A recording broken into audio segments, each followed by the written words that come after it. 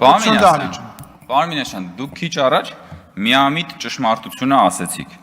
Եվ այդ ճշմարտությունը հետևյալն է, պարոն Մինասյանն եկավ ասեց հետևյալն, հենց նոր, ասեց մենք երկու խմբակցություններով այս նախագիծը ներկայացրեցինք ցույց տալու համար, որ ԿՊ-ն չի անելու եւ այլն եւ այլն եւ այլն։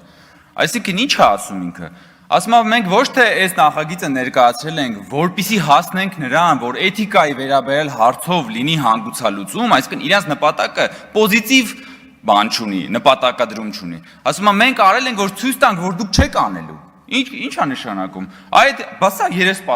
երեսպաշտություն չի։ Բայց սա է երեսպաշտությունը, այսինքն դուք վերցրել եք բարոյականության վերաբերելի հարցը դարձրել եք քաղաքական պայքարի մանրադրամ եք սարքել, պարոն Մինասյան, ասում եք ոչ թե մենք դա բերել ենք, որպեսզի հասնենք էթիկայի հաղթանակին, մենք բերել ենք, որ ցույց տանք, որ ԿՊ-ն սա չի անելու։ Հիմա սա այդ լրագրողի նկատմամբ բարոյական քայլ է, թե բարոյական քայլ չի։ Հիմա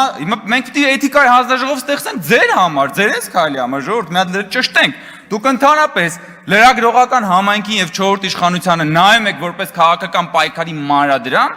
եւ այո, դուք նայում եք որպես քաղաքական պայքարի մանրադրամ։ Ես ուզում եմ ասել, որ երբ որ դուք այստեղ քաղաքական գնահատականներ եք տալի, թե ԿՊ-ի իշխանության ժամանակ լրագրողների դեմ այս է եղել, այն է եղել։ Վերջերս հրապարակվեց նորից լրագրողներ առանց սահմանների կազմակերպության զեկույցը, որտեղ որ մամուլի ազատության սանդղակով մենք այս տարի 34-րդն ենք։ 2017 թվականին մենք եղել ենք 79-րդը, այս տարի մենք 34-րդ տեղն ենք։ Բայց դա լրագրողական համայնքի մասնագիտական գործունեությանը վերաբերող դրական փաստ չի, հա, դրա մասին չեք ուզում դուք խոսեք։ Բայց դրա մասին է խոսքը։ Պարոն Մամիջանյանը ասում է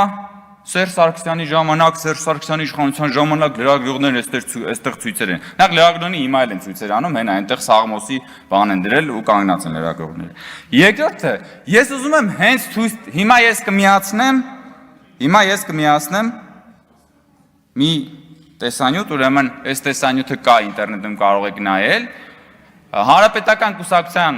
Հանրապետական խմբակցության պատգամավոր Մհեր Սեթրակյանը միջանցքում ազգային ժողովի մի քիչ այն կողմ շփվում է լրագրողների հետ։ Սերժ Սարգսյանի օրոք են, որ ասում է լրագրողները այստեղ անում էին ցույցեր եւ այլն։ Հարցերին չենք պատասխանում։ Գրավոր։ Ումը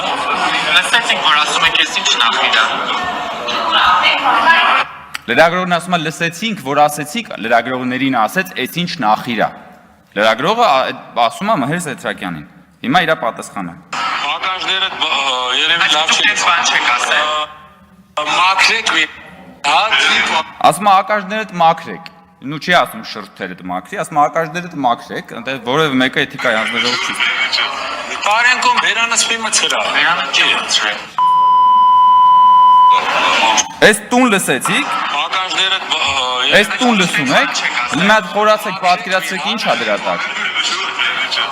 Տարենկում վերանացվի մցրա։ Վերանացրի։ Սաղմոս է կարդում Մհեր Սեթրակյանը, պարոն Մամիջանյան, ձեր իշխանության ժամանակ, երևի Սաղմոս է, հա։ Հետո գնում է իր սենյակ, վերադառնում է, հլնայեք։